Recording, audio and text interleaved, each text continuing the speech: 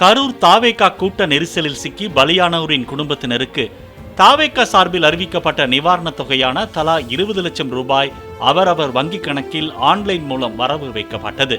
41 பேரில் 39 பேரின் குடும்பத்தினருக்கு நிவாரணம் வழங்கப்பட்டுள்ள நிலையில் மீதமுள்ள 20 நிவாரணம் தொடர்பான மனுக்கள் நீதிமன்றத்தில் நிலுவையில் இருப்பதால் வழங்கப்படவில்லை என்று கூறப்படுகிறது.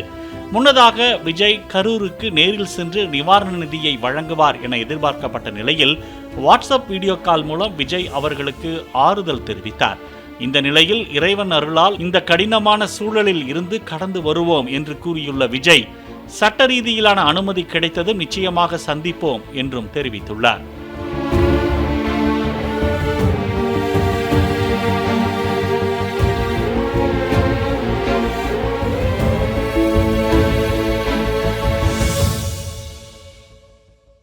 பிளே ஸ்டோர் மற்றும் ஆப் ஸ்டோரில் இருந்து பாலிமர் செயலியை QR கோடு மூலம் பதிவிறக்கம் செய்யுங்கள். செய்திகளை உடனுக்குடன் பெறுங்கள்.